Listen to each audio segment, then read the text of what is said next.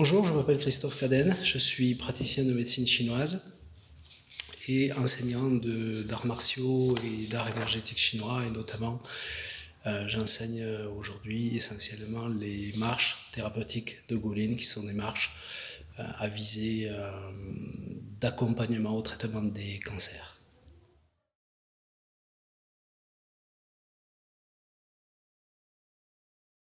Tout à fait. En fait, j'ai découvert les marches de Madame Gulin par l'intermédiaire d'un enseignant. Et ces marches m'avaient tout de suite interpellé. Je lui avais demandé de m'expliquer un petit peu à quoi ça consistait. Et quand il m'a expliqué que c'était des marches thérapeutiques, qu'elles étaient plus particulièrement destinées à aider les gens atteints de cancer, que c'était extrêmement connu en Chine, et bien, j'ai fait appel à mes contacts, à mes amis chinois. Je leur ai demandé de me trouver en fait le lieu où ces marches étaient particulièrement enseignées. Et j'ai pris ma valise et puis un avion et je suis parti directement les voir. Et ça fait maintenant une quinzaine d'années.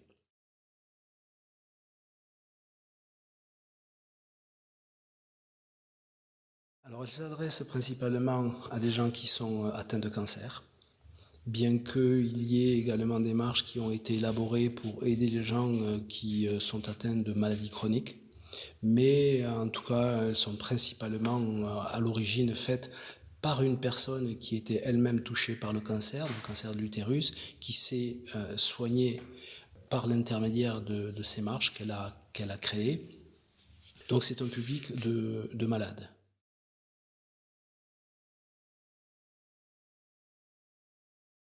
Le principe, en fait, se repose sur l'hyperventilation. On sait que le terrain de développement des cellules cancéreuses s'installe particulièrement sur un terrain en hypoxie, c'est-à-dire privé ou très raréfié en oxygène. Et il a été montré aujourd'hui que plus on sature les cellules cancéreuses en oxygène, et plus on les prive d'un terrain favorable à leur développement.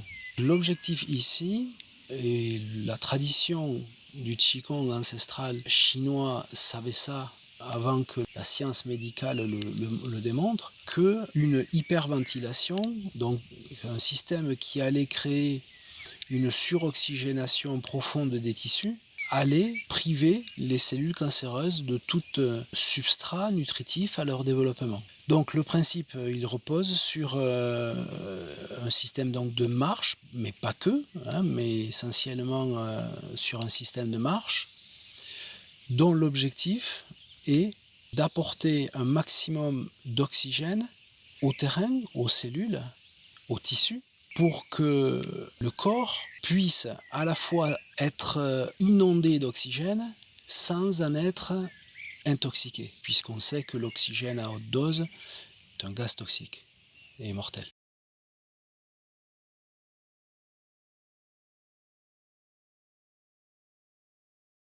Le livre est inédit, il n'y a aucun livre qui a été écrit en langue francophone sur le sujet, donc tout était à faire.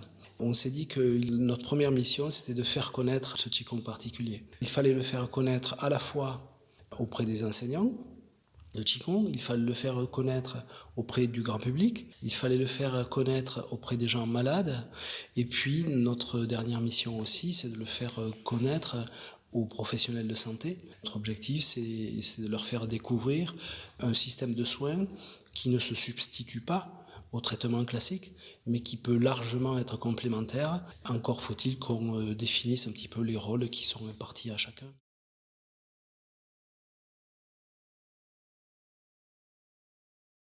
Oui, alors ça c'est notre dernier bébé.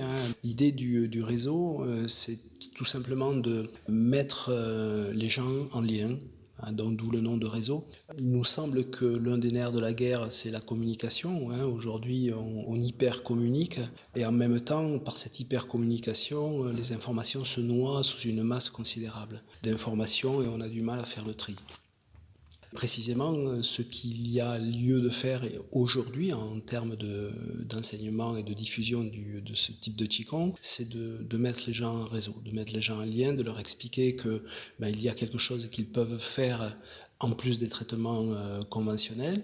Mais pour ça, il faut qu'ils aient aussi des points de repère, des points de chute, avec des enseignants formés qu'ils vont pouvoir repérer. On a créé cette plateforme-là qui a pour fonction à la fois de repérer les enseignants formés à la méthode pour qu'ensuite des personnes malades puissent rejoindre des groupes de pratiquants, de former. La mission, c'est aussi d'être un relais sur la formation des enseignants et enfin de travailler à la recherche scientifique pour faire reconnaître, en fait, pour faire avancer les recherches en matière de Golin Qigong.